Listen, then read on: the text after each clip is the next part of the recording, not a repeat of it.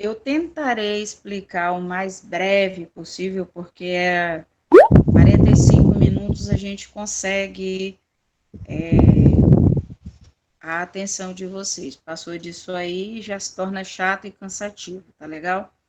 Eu só irei falando brevemente para vocês que o tema da redação do Enem é um tema de cunho social, certo? Todos os temas da redação são de cunho social. Por que de cunho social? É para você tentar mostrar o seu repertório de assunto, está entendendo? Então, assim, e todo ano o aluno fica naquela neurose, né? Ai, meu Deus, o que vai ser o tema? O que vai ser o tema? Gente, relaxa. O que você precisa fazer e necessita é assistir jornais, ler muito, estar por dentro do que está acontecendo no Brasil e no mundo. Por quê? É este o tema. É dentro da sociedade o que está afligindo a sociedade. Por exemplo, se a gente fosse falar agora de Enem, todo mundo chutaria, ai, professora, vai ser a vacina, vai ser a pandemia. Gente, vamos pensar aqui, calma. O Enem quer um tema de cunho social, mas ele não vai ser tão óbvio assim. Ele vai ter algo implícito dentro, tá certo? Romeu, pode ir passando aí o slide, por favor, sobre os temas.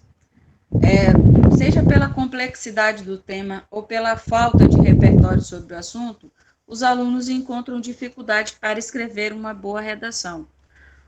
O meu objetivo aqui é desmistificar os temas da redação do Enem e ajudá-lo a fazer uma excelente redação. Como assim?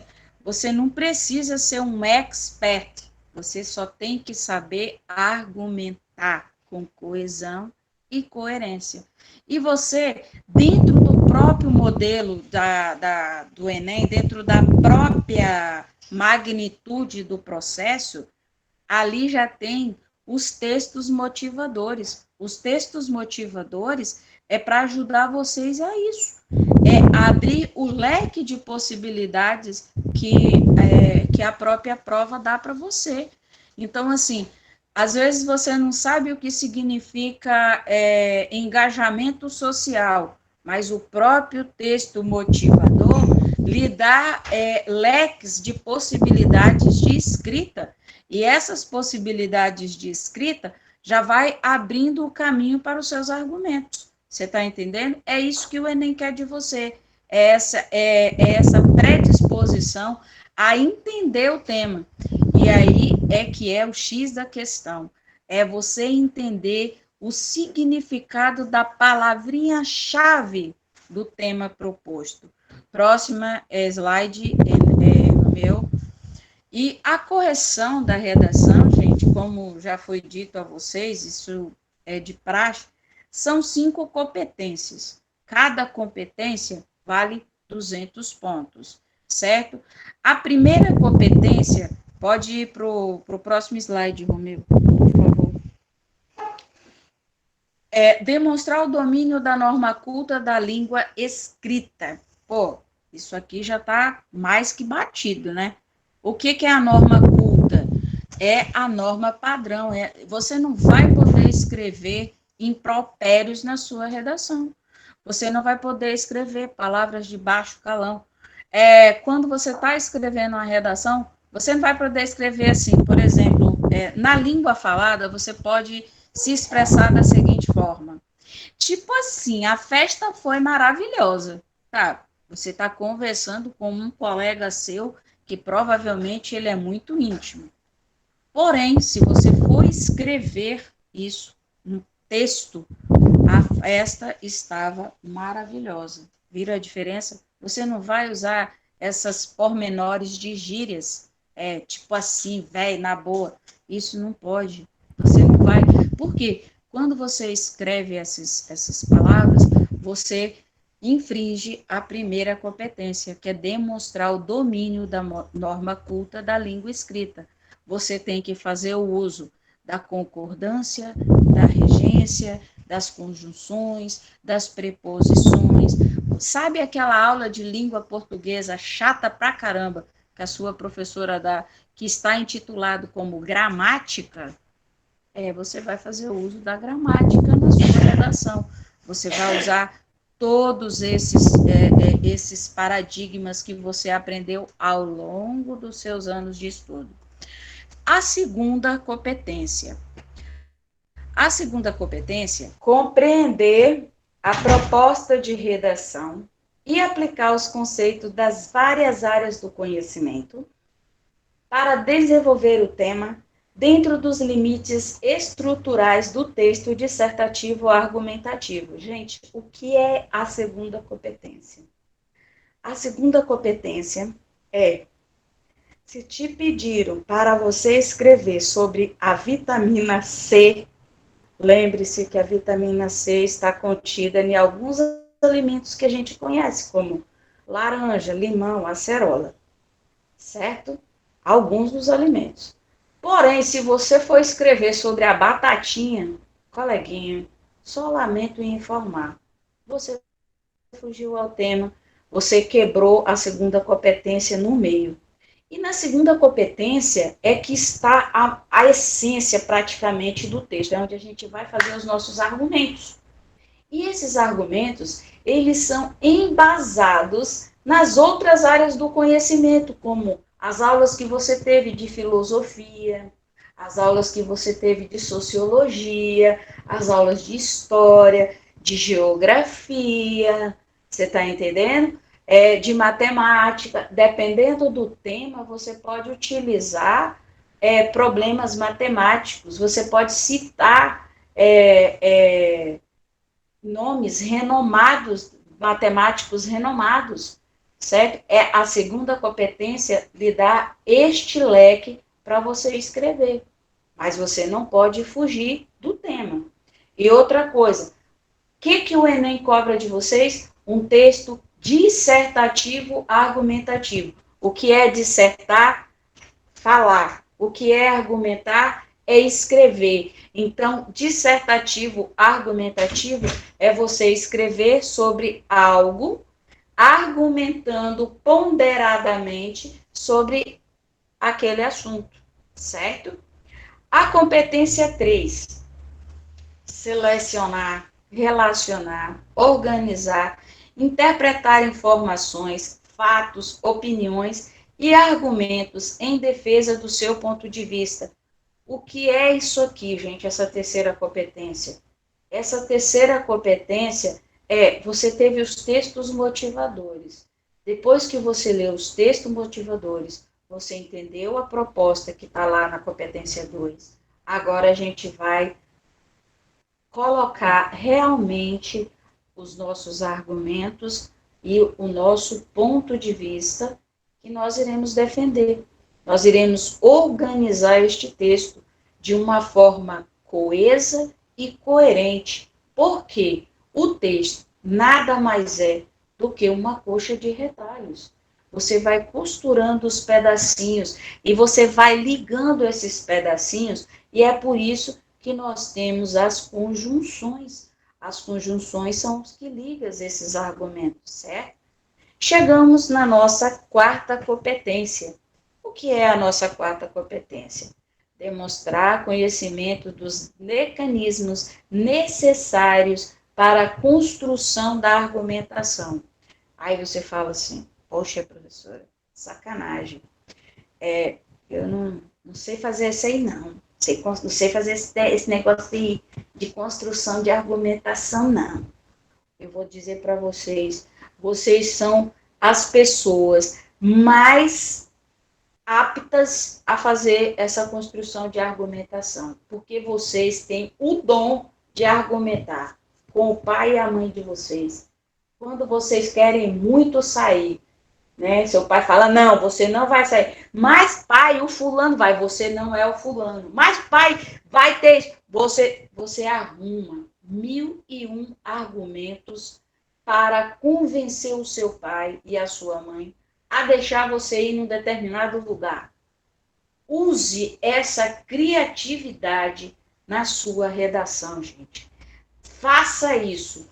use esses argumentos, essas estratégias que você vai ver. Você vai se dar bem, porque você sabe construir a sua argumentação, você sabe usar os mecanismos necessários para convencer alguém. Porque se você consegue convencer o seu pai, sua mãe, você não vai conseguir convencer um leitor que está avaliando o seu texto? Ah, me poupe. Você vai conseguir sim, porque você conseguiu convencer as pessoas mais importantes da sua vida, certo? Então, isso aí não tem erro. Essa é fácil para você. E a última competência, que é a mais importante, considerada a mais importante, que é a proposta de solução de problema, que é a proposta de intervenção, é elaborar a proposta de solução para o problema abordado, mostrando respeito aos valores humanos e considerando a diversidade sociocultural. O que é essa proposta de intervenção? Aí você fala assim, professora, se o governo não consegue resolver o problema, eu vou resolver o problema? É aí que está o X da questão. A gente não quer uma solução fácil, a gente quer uma solução plausível, certo? É uma solução que estará condizente com o que você escreveu nos seus argumentos, no seu texto, com a sua proposta, com o seu ponto de vista. Você está entendendo? É isso que você tem que ter noção. Você não pode falar assim, se o governo não resolve, eu vou resolver. Aí você já está infringindo uma parte, porque você não está respeitando os direitos. E quando a gente fala em direitos humanos, a proposta de... Você pode estar com um texto lindo, maravilhoso. Chegou na proposta de intervenção, você fala uma palavra de desrespeito, aí você perde toda a sua redação. Por quê? Porque você infringiu a lei. O seu direito vai aonde começa o meu. Você, agora, uma coisa que é premissa na vida de todo mundo: respeitar o próximo. Isso é respeito. Você tem que ter respeito. Mesmo que você não concorde, você tem que respeitar, certo? E a proposta de intervenção é isso: é você mostrar o respeito às várias áreas e à diversidade, e principalmente aos direitos humanos. E como vocês bem já sabem, a redação, ela é basicamente, ela é, ela é pautada, o texto dissertativo argumentativo, ele é pautado em introdução, desenvolvimento e conclusão. Agora, eu vou mostrar para vocês aqui como não é uma fórmula mágica, tá? Não existe fórmula mágica para se fazer uma redação. Existe você treinar, treinar, treinar, treinar e treinar. E sempre fazer. E quando você recebe, refaça tal coisa, é refazer. E aí, você, a cada vez que você vai refazendo, você vai aprimorando e você vai aprendendo. Não pense você assim, na primeira eu vou conseguir. Não. Aquelas pessoas que tiram 1000 pontos na redação do Enem, elas não fazem só aquela redação do Enem, não. Ao longo do ano inteiro, elas devem ter feito 100, 200, 300 redações, sei lá. Elas fazem muitas redações, elas praticam toda semana, 5, 6 redações por semana. Quem quer medicina aí, galera, comece a entrar no eixo de toda semana. O único dia que não faz redação é no domingo. Mas segunda, terça, quarta, quinta, sexta, sábado, faça uma redação para você ir se aprimorando. Então, vamos lá. No primeiro parágrafo, que é a introdução, ela vai ter entre 5 a 6 linhas. Sua introdução é obrigatório você contextualizar o tema na íntegra. Eu dei um exemplo aqui. Se o tema for a persistência da violência contra a mulher, você não deve citar apenas a problemática do ato contra a figura feminina, mas também todas as implicações a respeito de tal prática, que ainda permanece em sociedade. Por exemplo, o ideal é que seja uma alusão histórica. O que é uma citação de alusão histórica? Quem aí já ouviu falar em Carolina Maria de Jesus? Ninguém? O Quarto do Despejo? Poxa, tô falando sozinho. Romeu, você já ouviu falar dela, né, Romeu? Romeu já ouviu falar. Ela foi uma mulher negra, pobre, favelada, mas que hoje em dia ela conseguiu prestígio por seu livro, entendeu? E mostrar as mazelas da identidade feminina. Então vamos lá. Você deve apresentar uma tese que representa o seu ponto de vista. Lembre-se de forma impessoal. Você não pode colocar o eu. Esqueça, não seja egoísta, tá? Jogue para o nós. Sobre as causas do problema a ser discutido. É importante ressaltar que você não deve desenvolver suas ideias. Ou seja, na introdução, seja breve. Coloque o seu ponto de vista, a sua contextualização, os seus dois argumentos que você irá defender. Seja breve e objetivo na sua introdução. Agora vamos para o desenvolvimento. O desenvolvimento é o segundo e o terceiro parágrafo. Eles devem ter mais ou menos 7 linhas cada, 7 linhas para o segundo parágrafo, 7 linhas para o terceiro parágrafo. Esses parágrafos está determinado lá nos dois argumentos que você levantou lá na introdução. Depois eu vou mostrar isso para vocês na íntegra, tudo coloridinho, que vocês vão entender do que eu estou falando. No desenvolvimento, você apresenta o problema, que é o tópico frasal. Você comprova o problema, que é a fundamentação. Você exemplifica a situação. Esses exemplos devem ser selecionados. Pense em dados que dê credibilidade aos seus textos. Essa exemplificação é você conhecer o tema, você saber do que vai falar. Se for um tema que você nunca ouviu falar, mas você vai ter então só os seus textos motivadores para abrir o leque de conhecimento seu. Lembre-se, você não pode copiar nada do texto motivador. Se tiver dado estatístico, você pode escrever o dado estatístico, porém não na íntegra todo o texto, tá? Uma coisa, conclua a ideia do parágrafo retomando ao tema. Dica, isso demonstra, portanto, o que essas palavrinhas têm aqui que fazem vocês lembrarem? Olha, fazem lembrar de vocês as orações coordenadas, né? As orações coordenadas que são aditivas, adversativas, conclusivas, explicativas e alternativas. Aqui você conclui a sua ideia usando essas orações. Agora, uma coisa muito importante: evite colocar a proposta de intervenção no desenvolvimento, gente. Tem gente que, porque está explicando ali o seu argumento, já quer solucionar o problema. Solução do problema é lá na conclusão, não é no desenvolvimento, certo? Observação 2. O processo citado deve ter feito essa forma de apresentar tópico frasal, fundamentação e exemplificação. A gente teve 2 argumentos. Ele vai ter que ser repetido no argumento 1 e no argumento 2, certo? E a última parte, que é a conclusão. Ó, já foi isso, Romeu.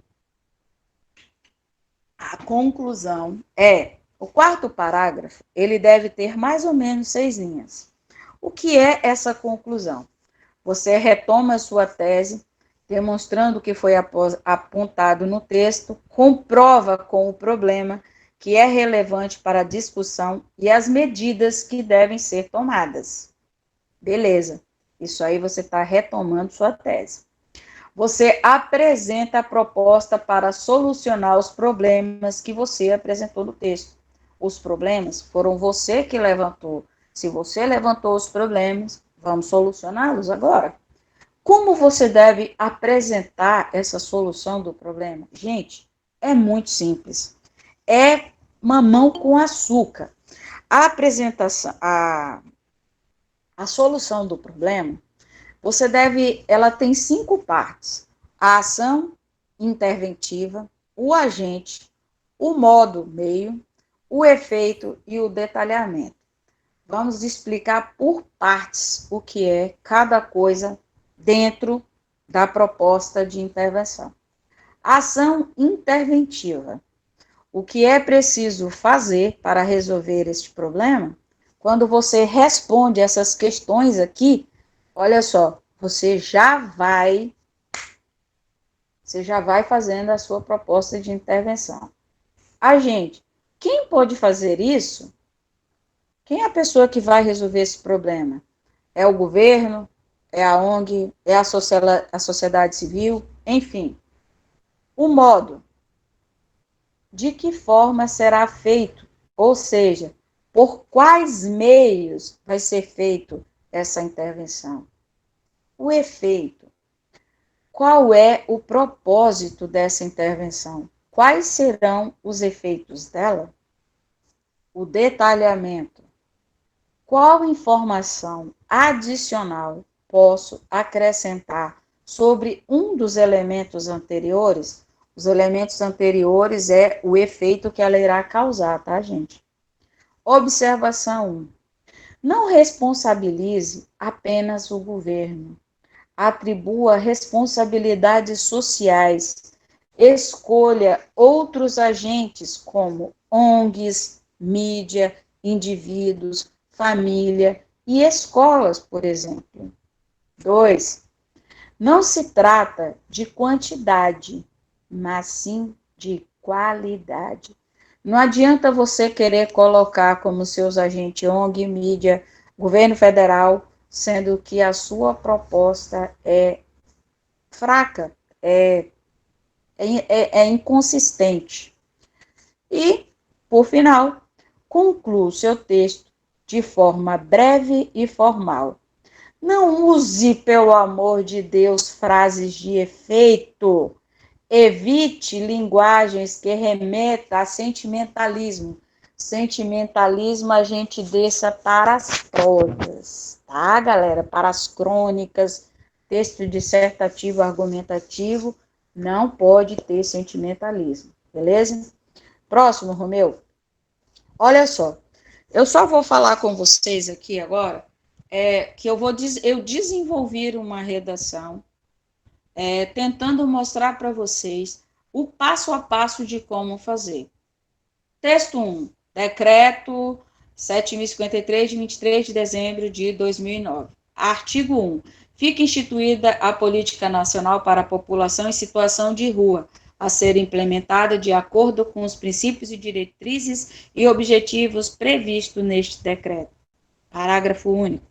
Para fins deste decreto, considera-se população em situação de rua o grupo populacional heterogêneo que possui em comum a pobreza extrema, os vínculos familiares interrompidos ou fragilizados e a inexistência de moradia convencional regular e que utiliza os logradouros públicos e as áreas degradadas como espaço de moradia e de sustento de forma temporária ou permanente, bem como as unidades de acolhimento para pernoite temporário ou moradia provisória. Isso aqui é um decreto, é um artigo de lei, tá, gente?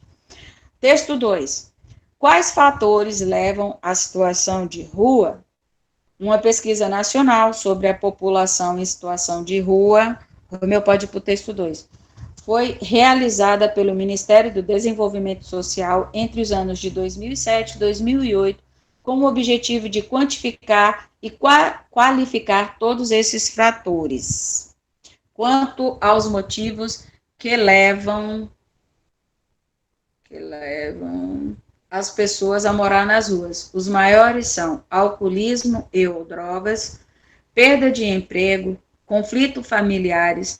Das pessoas entrevistadas, 78% ao menos citaram um dos 3 motivos. Quais são as políticas públicas para a situação de rua no Brasil?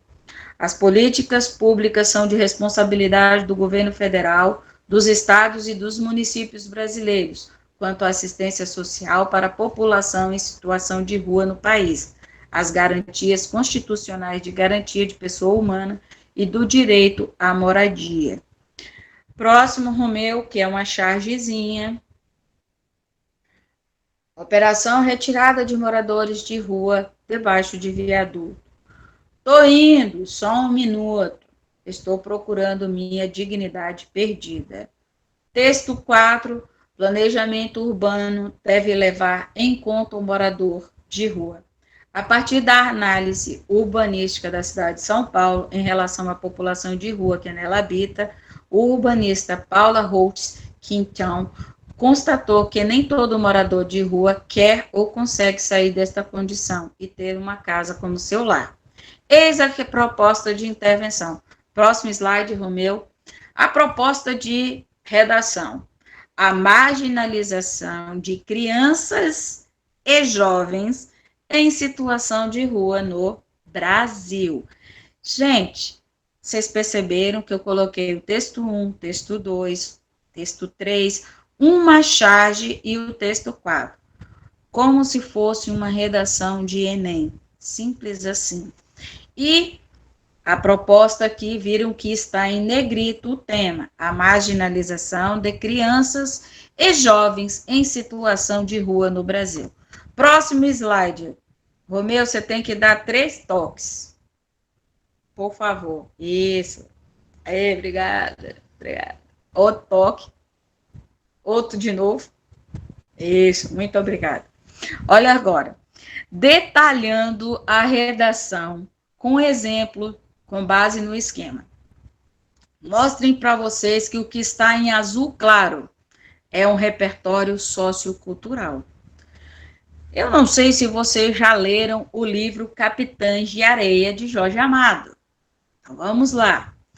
O livro Capitães de Areia, de Jorge Amado, retrata o drama de crianças que, além de morarem na rua, enfrentam os estigmas de uma sociedade opressiva do início do século XX.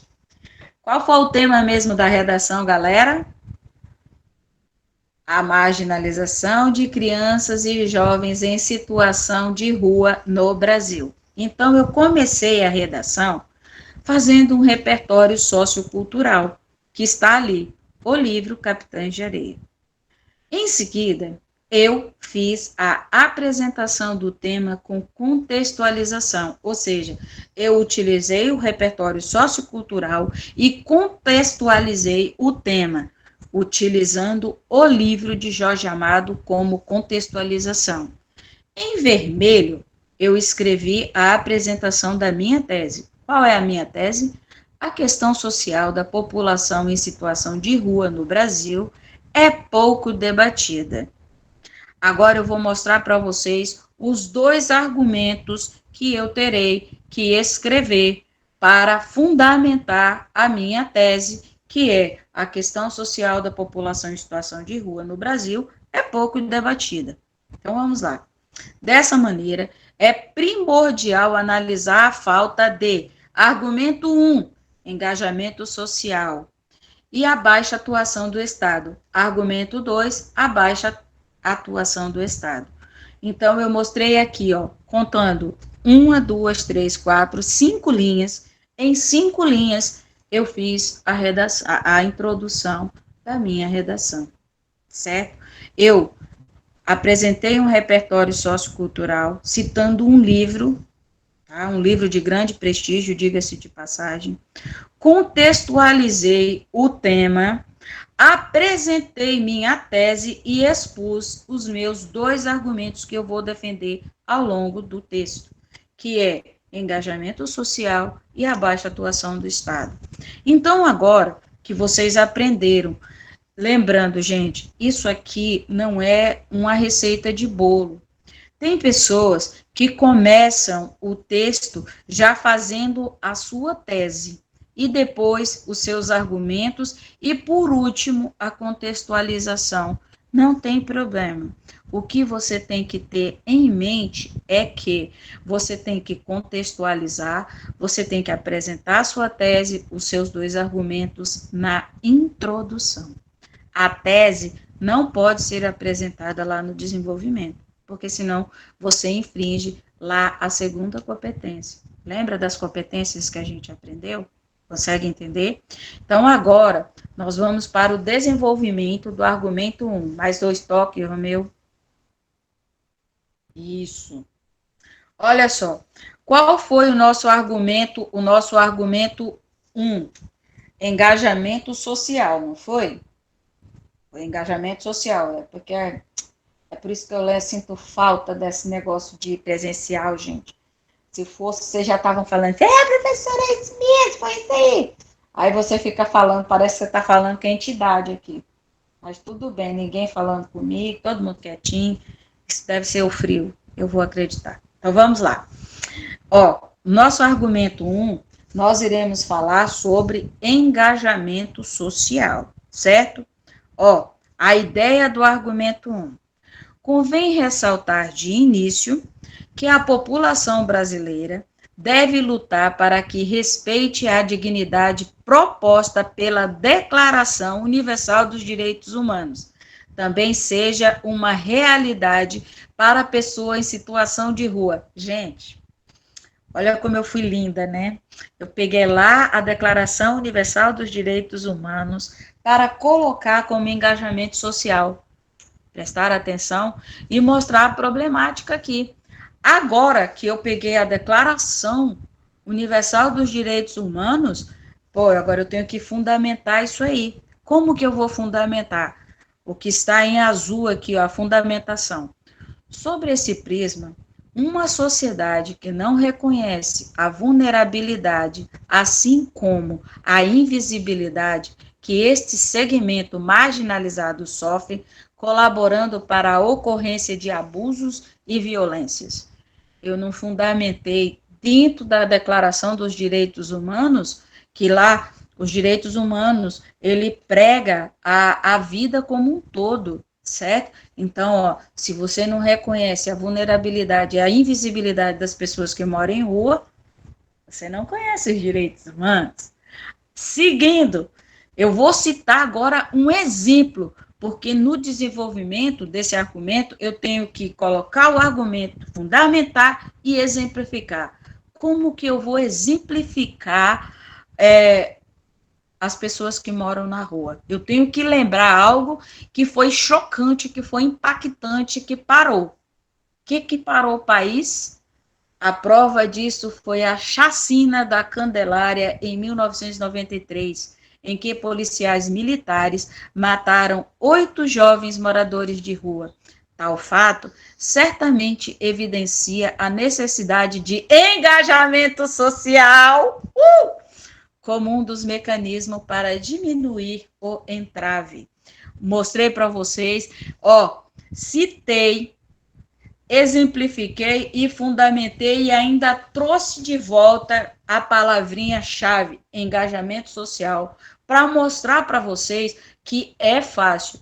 Professora, mas aí a senhora repetiu a palavra. Sim, meu bem, eu tenho o direito de repeti-la por 3 vezes. Só repeti 2. A primeira lá na introdução e a segunda aqui agora. Estou dentro do parâmetro legal do Enem. É isso que o Enem quer de mim. Então, eu tô dentro, eu tô bem, gente, tô indo bem. Certo? Vamos agora explicar o argumento 2. O argumento 2 nada mais era do que baixa atuação do Estado, certo? Então, olha, o que está em laranja é a retomada lá do argumento 2, que é a baixa atuação do Estado. O que está em azul é a fundamentação. Olha para você ver como que eu fui além. Eu virei e falei, agora aqui eu tenho que mostrar para o povo do Enem que eu sou uma pessoa que eu estudei filosofia, que nas aulas de filosofia lá com o professor Alex, eu não dormi, não. Eu aprendi o que ele disse. Eu vou lá lembrar aquele filósofo lá, aquele filósofo inglês que falava muito do poder público, que era o Thomas Hobbes, certo? E ainda vou citar exemplo disso aí, porque eu aprendi com o professor Alex. O professor Alex foi o cara nas aulas de filosofia e sociologia. Ele Ele falava muito lá para a gente. Então, este momento é o momento de você exemplificar, utilizar a terceira competência, utilizando as várias áreas do conhecimento, certo? Podia ser um biólogo, podia ser um sociólogo, podia ser um matemático, enfim, podia, mas eu quis citar esse Thomas Hobbes. Seguindo aqui, explicando para vocês entenderem.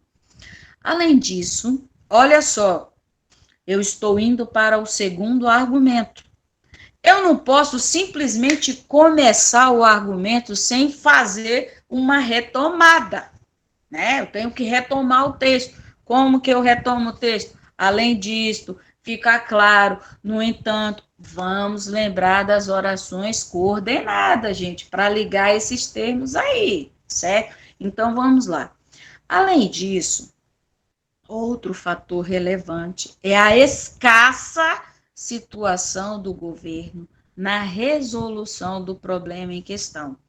Eu não preciso repetir que esse problema em questão são os menores de rua, porque senão eu vou ficar repetindo. E isso a gente não quer, né? Essa parte que é legal. Seguindo. Nessa perspectiva, vamos fundamentar agora essa escassa situação do governo com relação ao problema de rua. Nessa perspectiva, prestar atenção que nessa perspectiva, ou nessa que eu estou fazendo de novo, usando um termo, uma conjunção, uma preposição para ligar as orações, prestando atenção nisso aí, prestem atenção que isso vai lhe ajudar muito, tá? As conjunções e as preposições. Então, nessa perspectiva, um ambiente onde não existe a presença do Estado torna ainda mais delicada a situação das pessoas excluídas socialmente. Nessa lógica, agora vamos lá. Vamos utilizar as aulas que a gente teve de filosofia, de sociologia, de biologia, de química, de física, os renomados aí, gente. Podia ser uma série, tá? Uma série também pode. A série Cidade de Deus, o filme Cidade de Deus retrata muito bem isso. Poderia ser filme? Pode. Pode ser série? Pode. Você quer citar Big Brother? Meu filho, se você conseguir fazer uma exemplificação com o Big Brother, vai em frente. O que você tem que fazer é exemplificar, certo? Então, eu utilizei o filósofo inglês Thomas Hobbes. Afirma, o que Thomas Hobbes afirma? Ele é um crítico renomado, né? Ele é um filósofo. Afirma que sem a existência do poder público, o caos é inevitável. Quem falou isso foi Thomas Hobbes, não foi a professora Jória. Quem falou isso aí foi Thomas Hobbes. Eu simplesmente utilizei o Thomas Hobbes para reafirmar algo dentro da minha redação, fazendo uma citação, para dizer assim que eu sou uma pessoa culta, que eu leio filosofia, que eu entendo do mundo, entendeu? Seguindo, prestem atenção de novo, desse modo, observem, pelo amor de Deus, de novo, conjunção e preposição para determinar o ligamento das orações dentro de uma oração, dentro da redação de vocês. Desse modo, percebe-se o abandono estatal como uma questão social das pessoas em situação de rua no país, assim como o caos em que essa parcela do tecido social enfrenta violência urbana e direitos negligenciados. Eu exemplifiquei que essa parcela sofre as mazelas porque o Estado realmente não presta atenção nelas, certo aí? Agora, vamos para a famosa conclusão, gente. De novo. Olha só. A proposta de intervenção do problema está em azul. E a reafirmação da tese, lembra que a gente sempre fala que na conclusão você tem que reafirmar a sua tese? Beleza. Então, agora, eu vou mostrar para vocês aqui, lembra que lá na conclusão eu disse para vocês que vocês têm que responder as 5 perguntinhas: ação, agente, modo, efeito e detalhamento? Então, bora lá. Ó, a ação cabe às instituições formadoras de opinião. Os agentes são as faculdades e as ONGs. O modo que nós iremos fazer isso? Através de palestras.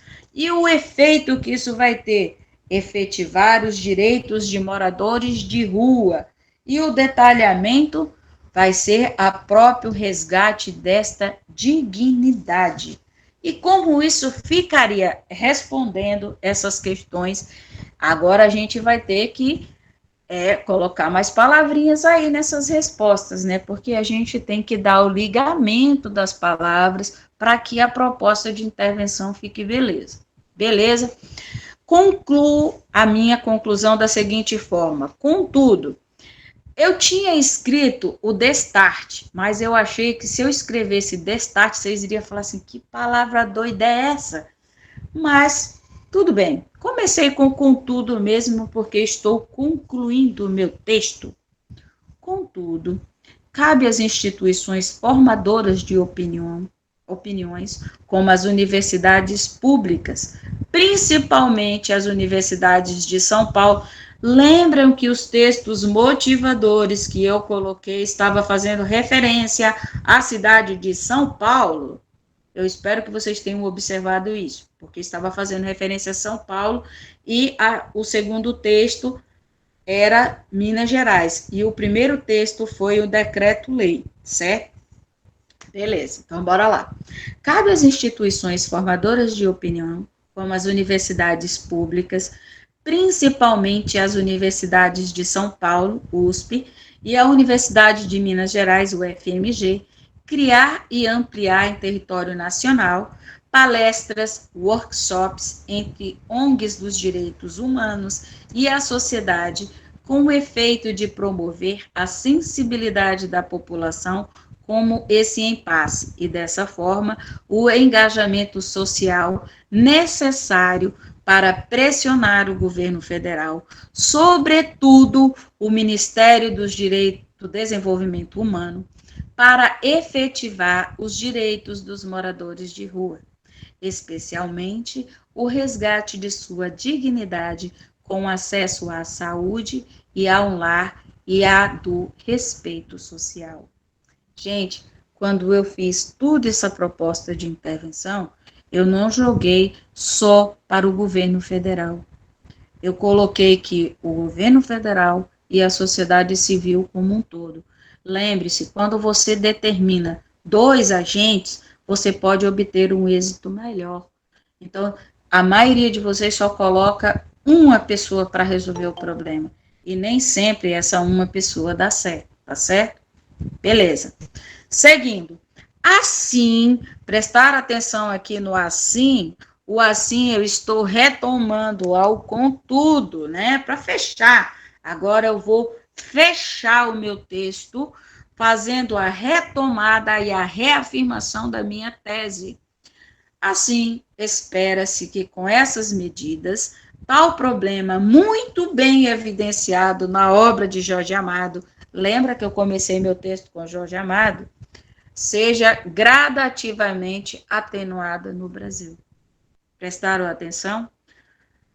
Eu espero que vocês tenham conseguido entender de uma forma bem lúdica e tranquila que a redação, gente, não é um bicho de 7 cabeças. E eu tentei mostrar tudo coloridinho para vocês entenderem o que era proposta de intervenção, o que era reafirmação de tese, o que era argumento, certo? Para vocês conseguirem a colocar em prática essa forma de redação. Professora, mas eu não consigo começar a minha redação contextualizando. Eu já coloco os argumentos. Ótimo. Você pode colocar os argumentos, desde que você coloque sua tese e contextualize depois, tá tranquilo. Gente, redação não é receita de bolo, não existe uma fórmula mágica. Existe você escrever, escrever, reescrever, reescrever e escrever novamente. E muita leitura. E leitura, leitura, leitura. Certo?